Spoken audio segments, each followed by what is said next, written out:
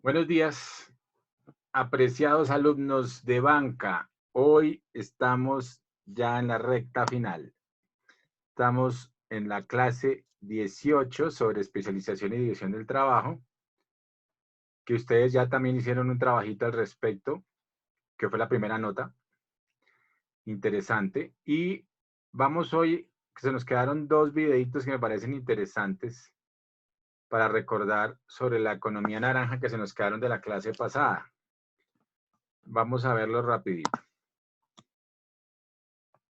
Hola, ¿qué tal amigos de YouTube? Nuevamente con todos ustedes, Karen Suárez de Primerazo. Como siempre, un beso, un abrazo gigante. Gracias por acompañarnos. Bueno, yo les traigo a esta niña porque esta niña trabaja con videos así de economía y trae cosas como chéveres y es como agradable, no por nada diferente. Creo que los videos aportan. Acompañarme otro domingo y en el video de hoy vamos a ver de qué se trata la economía naranja. ¿Por qué se le llama economía naranja? ¿Cuál es el recurso principal de la economía naranja? Y algunos datos importantísimos en esta economía global y cuánto aporta realmente la economía naranja. La economía naranja o economía creativa está basada en un recurso de talento, conectividad, propiedad intelectual y por supuesto herencia cultural. Oye, apunten esas cosas, miren, talento, propiedad intelectual.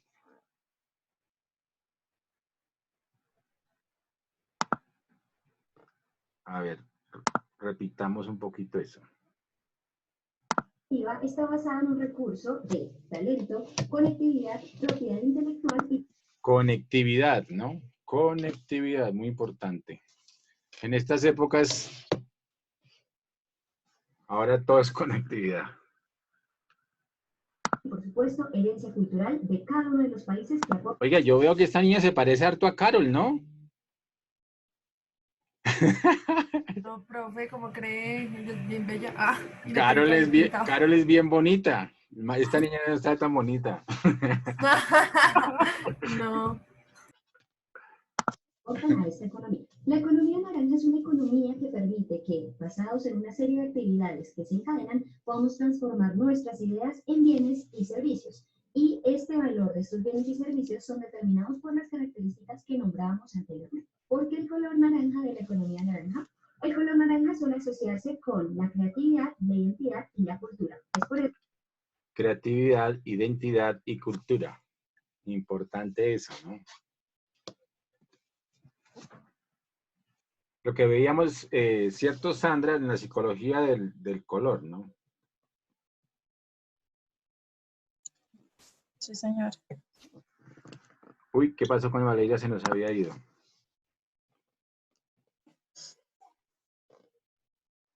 Ok. Por eso que a esta economía creativa se le llama economía naranja. La economía naranja tiene su antecedente en la economía creativa, un concepto desarrollado por John Hawking hace unos años, en donde él determina que el valor de estas actividades de esta economía está basado en la propiedad intelectual. Dentro de esta propiedad intelectual tenemos muchos oficios, profesiones y artes, como la arquitectura, el diseño de modas, la producción audiovisual, cine, televisión, artes visuales, desarrollo de juegos, de juguetes, también, por supuesto, radio, televisión, música, publicidad, software, diseño y muchas otras artes. En ese tema de software, precisamente la famosa pelea de propiedad intelectual, más que de hardware, porque también era un problema de hardware, es un problema de hardware, pero eso ya está, como dicen, hackeado, pues. Es un problema de software que, acuérdense, fue la pelea entre China y Estados Unidos, entre Huawei y Google, que no le dejaban utilizar precisamente el sistema operativo Android.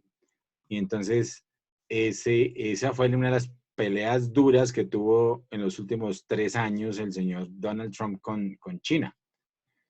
Y a raíz de eso, que es un tema de propiedad intelectual, inclusive, no sé si se acuerdan, hasta hicieron que la ejecutiva esta que estaba en Canadá de Huawei fuera encarcelada, precisamente porque ella autorizó el uso del Android en los celulares, y entonces, dentro de otra serie de cosas que pasaron ahí, pero la detuvieron fue precisamente eso por un tema de propiedad intelectual. Entonces, fíjense o sea, no es que yo quiera justificar el tema de Donald Trump, sino que obviamente cada uno tiene sus razones, digámoslo así. Y hay que ver las perspectivas. Siempre en una pelea, pues hay tres versiones, ¿no? Y en esta versión de Estados Unidos en la que media humanidad, ahí sí de verdad, estaba usando el Android sin pagar los derechos de autor, pues obviamente esos derechos de propiedad intelectual, aún así, no menoscaba, entre comillas, la riqueza que ha reunido a nivel mundial Google, obviamente. Más sin embargo, en ese afán, digamos, de buscar compensaciones, pues obviamente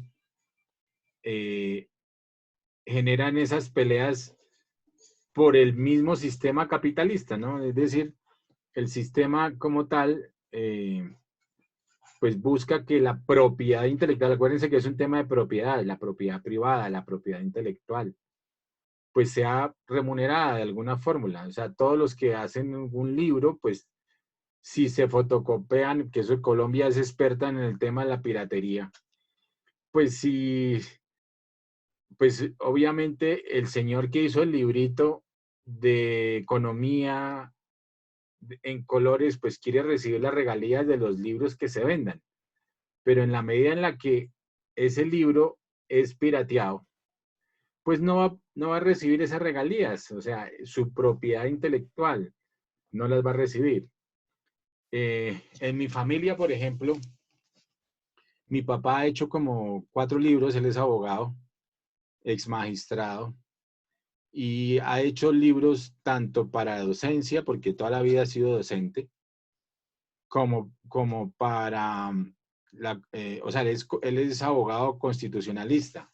Entonces, ex profesor ya de la Sergio Arboleda durante muchos años, fue cofundador de la Sergio Arboleda con Álvaro Gómez. Y ha hecho en total como unos 6 libros, y ha hecho unos libros de texto de derecho constitucional y de derecho penal. Pues por los de derecho penal y constitucional ha recibido algo de regalías, pero por el resto de los libros no recibió ninguna regalía. Entonces ¿por qué? Porque todos lo pirateaban. Entonces lo que hizo fue regalarle las regalías que supuestamente iban a llegarle, pues lo que hizo fue cederlas porque sabía que no iban a llegar. Entonces cedió las regalías a la universidad, a la Sergio Arboleda y al instituto de abogacía, bueno, de derecho. Y entonces lo cedió las regalías porque, ¿para qué? Mi hermana vive en Inglaterra y vive, bueno, ya es ciudadana, allá lleva casi 40 años allá. Y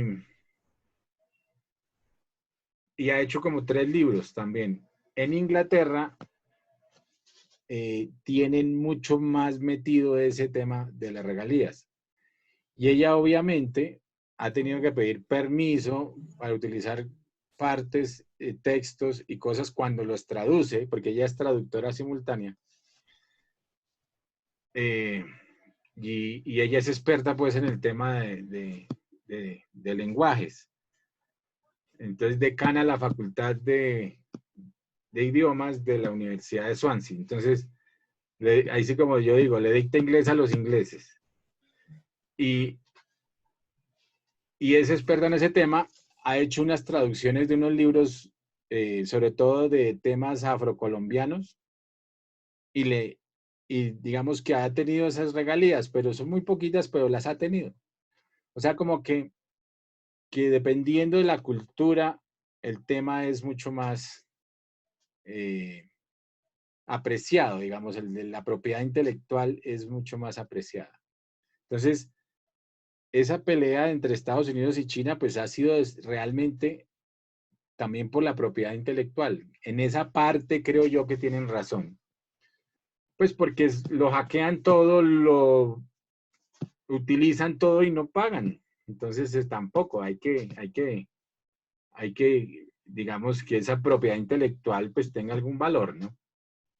Pero China y Japón, ¿no? Acuérdense que Japón en su época fue el hackeador, o sea, se inventaban una radio aquí, entonces ellos cogían y traían esa radio, la desmenuzaban, la minimizaban, la miniaturización, y después sacaban, Sony sacaba ese pequeño,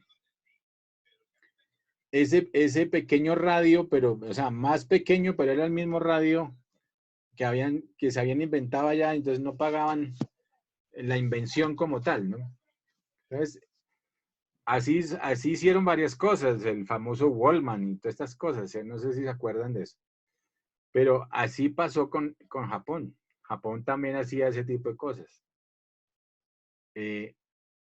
Son temas de creatividad, son temas de ingenio, son temas de nuevas empresas, nuevas innovaciones, o sea, innovaciones. Entonces eso debería tener un mejor feedback, diría yo, es decir, que tuviera una mejor apreciación y no simplemente se hackea y listo, y todo el mundo pues tiene acceso al tema, pero sin pagar las regalías. O más bien, uno sí paga las regalías, pero allá no llegan, ¿no? No llegan al dueño.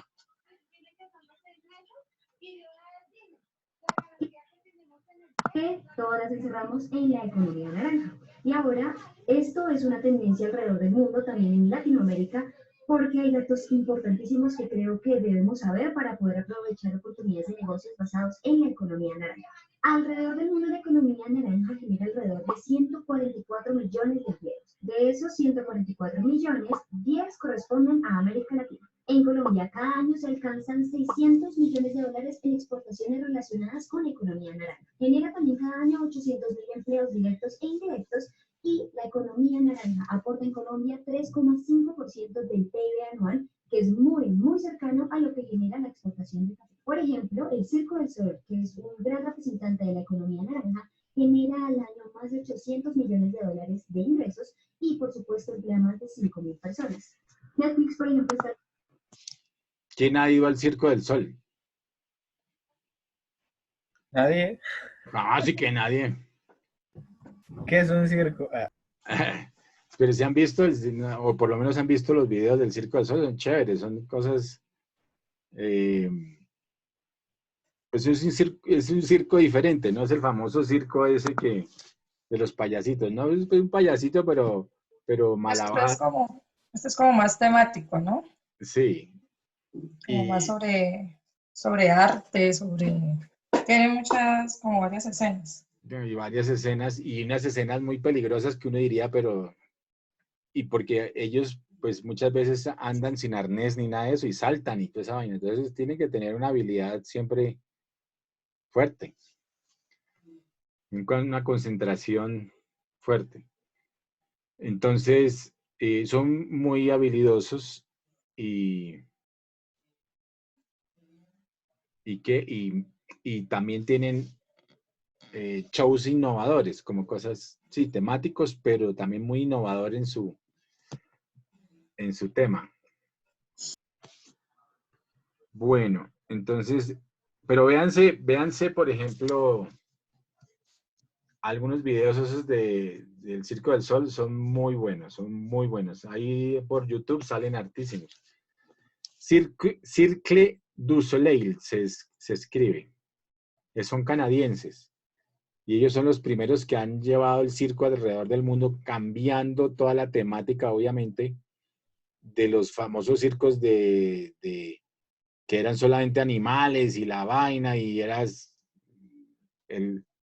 o sea, utilizar los animales, que era lo que se utilizaba antes, el circo era mostrar animales y cosas, freaks, lo que llamaban, O sea, cosas raras y la mujer con dos cabezas y no sé qué más vainas y vainas rarísimas. O sea,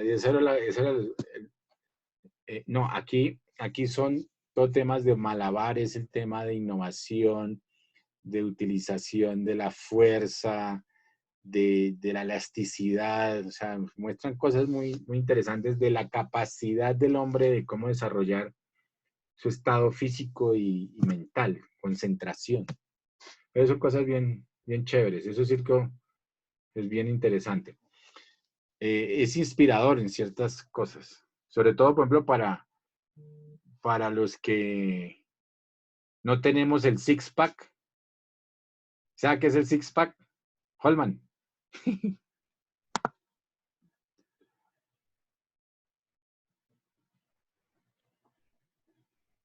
O Carol, ¿saben el six-pack o no?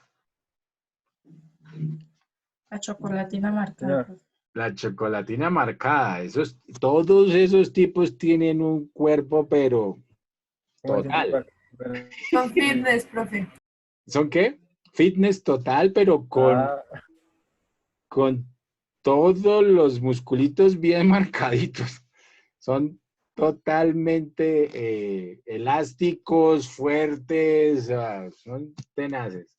Cuerpos muy bien formados de hombres y mujeres. Las mujeres también perfectas.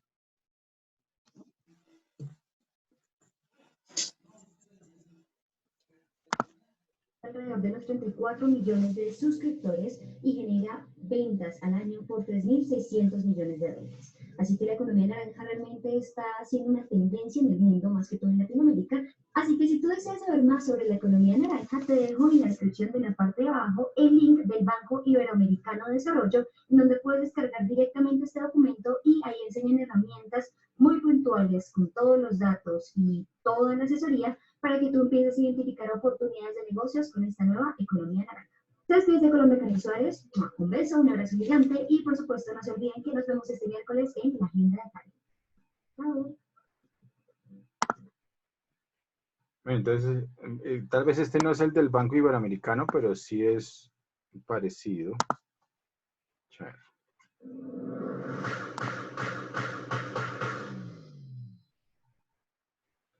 Por todo lado se habla de economía naranja, pero ¿qué es realmente la economía naranja? La economía naranja, también conocida como economía creativa, es un concepto desarrollado por John Hawkins, autor del libro La economía creativa. Eso fue en el año 2002. 2002, o sea, ya lleva 18 años esta economía.